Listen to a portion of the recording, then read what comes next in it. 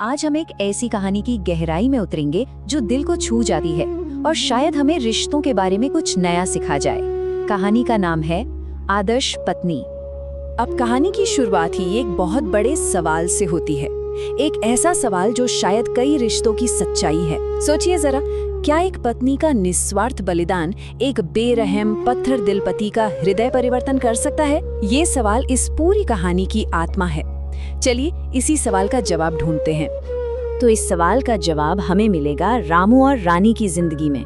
हम उनकी दुनिया में कदम रखने वाले हैं, एक ऐसी दुनिया जो कभी प्यार और हंसी से गूंजती थी, लेकिन अब वो बस एक उजड़ा हुआ आशियाना बनकर रह गई है। उनकी जिंदगी आप कह सकते हैं कि दो हिस्सों में बट गई थी। एक तरफ था उनका सुनहरा अतीत, जब घर में प्यार था, खुशियां थी और रामू एक बहुत अच्छा प्यार करने वाला पति हुआ करता था। लेकिन अब सब कुछ बदल चुका है। आज की हकीकत बिल्कुल अलग है। एक अंधेरी, निराशा से भरी झोपड़ी है और रामू वो अब शराब के नशे में डूबा एक कड़वा, गुस्सैल इंसान बन चुका है। ऐसा लगता है जैसे गरीबी ने दीमक की तरह उनके रिश्ते की नींव ही खा ली हो। बस यही थी उनकी दुनिया, ये छोटी सी टूटी फूटी झोपड़ी। सोचिए, इसी की चार दीवारी में उनकी सारी उम्मीदें, सारे सपने कैद थे। एक ऐसी जगह जहां उम्मीद तो जैसे कोई भूला भटका मेहमान थी जो कभी कभार ही आती थी। चारों तरफ बस एक अजीब सी खामोशी, एक लाचारी का सन्नाटा पसरा रहता था। लेकिन इस खामोशी के पीछे एक तूफान पल रहा था। जी हाँ, एक अत्याचार की आंधी। रामू का जो गुस्सा और फ्रस्ट्रेशन था ना, वो अब बस रानी पर कहर बनकर टूटने ही वाला था। और फिर एक दिन रामू चिल्लाता है, आज तो मेरे पास पैसे नहीं हैं। ये सिर्फ शब्द नहीं थे, ये उसकी बेबसी की, उसकी हताशा की एक चीख थी। पैसों की ये तंगी उनके घर में रोज एक जहर की तरह घुल रही थी और यही जहर रामू को अंदर से और ज्यादा गुस्सैल और कड़वा बना रहा था। और फिर उसकी वो बेबसी, वो हताशा क्रूरता में बदल जाती है। वो रानी पर तंज कसता है, तो तुमने जानकर तो उकटा नहीं होगा। सोचिए, वो ये बात कैसे कह रहा होगा। ये एक सीधा सीधा ताना था। उसे भी पता था कि इसमें रानी की कोई गलती नहीं, पर उसके शब्द किसी चाबुक की तरह रानी को लग रहे थे। और रानी, बेचारी रानी क्या करती? वो खामोश थी। उसके पास इस जुल्म का कोई जवाब था ही नहीं, सिवाय आंसुओं के। वो बस चुपचाप रोती रहती। उसका हर एक आंसू, उसकी खामोशी, उसकी सहनशीलता और उसकी बेबसी की पूरी कहानी बयां कर रहा था। लेकिन अब कहानी में एक ऐसा मोड़ आने वाला था जो सब कुछ बदलने वाला था।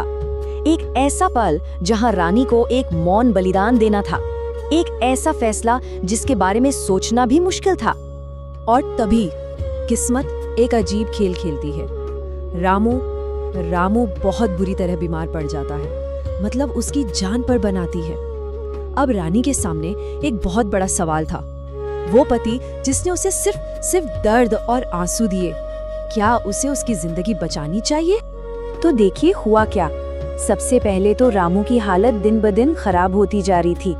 फिर वही सबसे बड़ी मुसीबत, इलाज के लिए पैसे कहाँ से आएंगे? 1 रुपया भी नहीं था।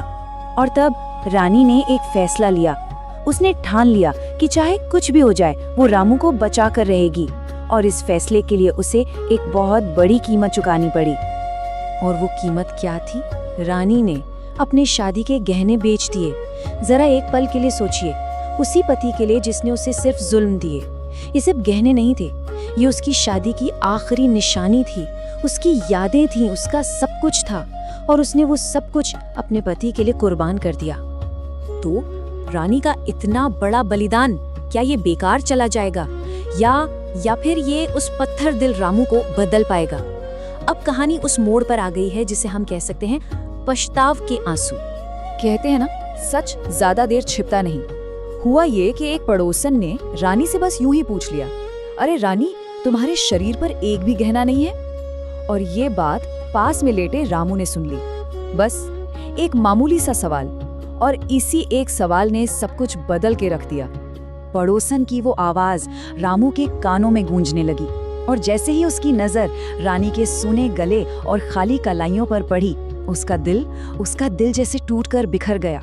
एक झटके में उसे अपना हर जुल्म, अपनी हर कही हुई कड़वी बात याद आ गई। और दूसरी तरफ उसे रानी का वो बेपनाह प्यार, वो बलिदान दिखाई दिया। बस उसी पल पछतावा की एक ऐसी आग उसके अंदर जली कि उसका सारा घमंड, सारा गुस्सा जलकर राख हो गया। और फिर वो रो पड़ा, और रोते हुए उसके मुंह से जो निकला वो उसके दिल की आवाज थी। वो बोला, तुम स्त्री नहीं, देवी हो रानी। ये सिर्फ शब्द नहीं थे, ये उसकी आत्मा की आवाज थी। उसने पहली बार रानी के त्याग को, उसके प्यार को समझा और उसे अपनी आंखों में देवी का दर्जा दे दिया। ये बदलाव कोई छोटा मोटा बदलाव नहीं था। जरा फर्क देखिए, कहाँ था वो जालिम, शराबी, गुस्से से भरा रामू, और कहाँ है अब ये पछतावे में डूबा, रानी के लिए समर्पित प्यार करने वाला रामू। सच में रानी के एक बलिदान ने जैसे एक जानवर को वापस इंसान बना दिया था। और रानी, उसका दिल तो हमेशा से बड़ा था। उसने एक पल भी नहीं लगाया और रामू को माफ कर दिया। और बस उसी माफी के साथ वो टूटा हुआ घर, वो बिखर चुका रिश्ता धीरे धीरे फिर से जुड़ने लगा। कहते हैं ना, माफी में बहुत ताकत होती है। उसी ताकत ने उस उजड़े हुए आशियाने में फिर से जान डाल दी। तो रामू और रानी की ये कहानी खत्म होती है, लेकिन हमारे लिए एक बहुत बड़ा सवाल छोड़ जाती है। क्या सच में माफी और एक दूसरा मौका किसी भी रिश्ते को बचा सकता है? क्या हर जख्म भर सकता है? इस सवाल का जवाब शायद हम सभी को अपनी अपनी जिंदगी में खुद ही ढूंढना पड़ेगा।